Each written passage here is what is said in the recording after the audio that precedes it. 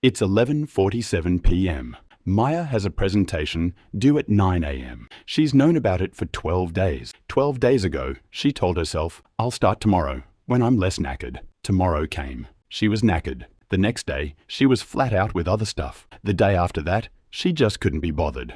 Now it's 11:47 p.m. The deadline is 9 hours away, and Maya is finally opening her laptop. Here's the strange part. Maya isn't lazy. She's one of the most disciplined people you'll meet. She goes for a run every morning. She never misses a bill payment. She reads 40 books a year. So why couldn't she start a presentation 12 days early? The answer isn't about willpower. It's about how your brain is wired. And once you understand it, procrastination stops being a mystery and starts being something you can actually fix. Let's rewind to day one. Maya opens her laptop, sees the blank slide, and feels something. A small, sharp discomfort. Not pain exactly, more like dread. Her brain does something in that moment that happens in milliseconds, without her even realizing. It treats the blank slide as a threat, not a physical threat, an emotional one. Uncertainty, judgment, the fear of doing it badly. And when your brain detects a threat, it has one job: make the discomfort go away right now. So Maya closes the laptop, opens Instagram instead, and just like that, relief. The dread disappears. Her brain logs this as a win. This happens again on day 2 and day 3. 12 times in a row,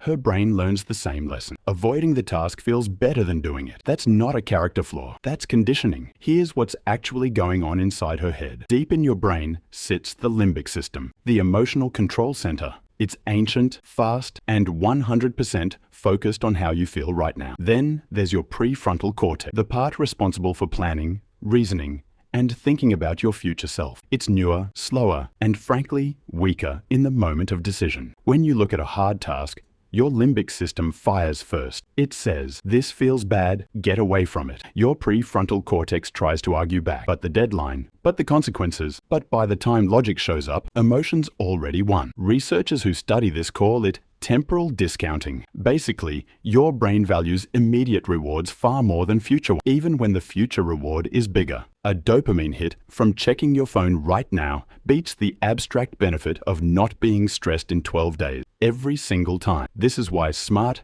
disciplined people procrastinate. It's not a logic problem.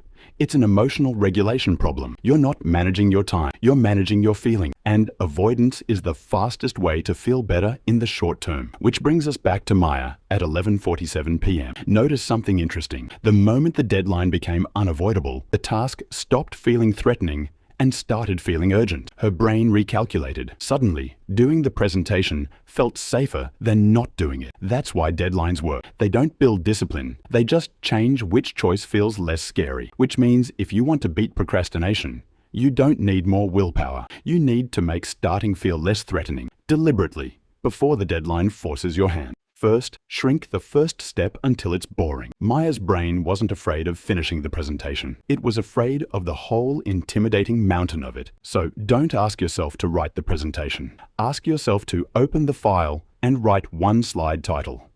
That's it. Your brain won't raise the alarm over something that small. And once you start, momentum usually carries you further than you expected. Second, interrupt the relief loop.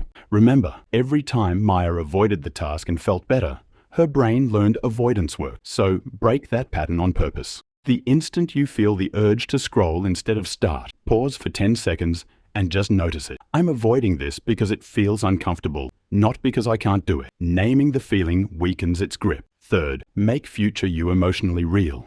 Your brain discounts the future because it feels abstract, so make it specific. Don't think I'll be stressed later. Picture exact 11:47 p.m. Maya, exhausted, panicked, typing under pressure. When future consequences feel vivid instead of vague, your emotional brain starts taking them seriously today, not just tomorrow. Maya finishes her presentation at 4 a.m. It's good, but she's wrecked, and she promises herself, like she always does, that next time will be different. Here's the truth though, next time can be different. Not because she'll suddenly develop more willpower, but because now she knows what's actually happening in her brain when she avoids something. Procrastination was never about laziness. It was always about comfort versus discomfort, right now versus later, feeling versus thinking. Understand that, and you don't need to fight your brain anymore. You just need to work with it. So, what's the one task you've been avoiding? Not the whole mountain, Just the first tiny boring step. Start there, today. If this helped you understand your own brain a little better, hit subscribe, because next week we're breaking down another mental trap that's quietly running your life.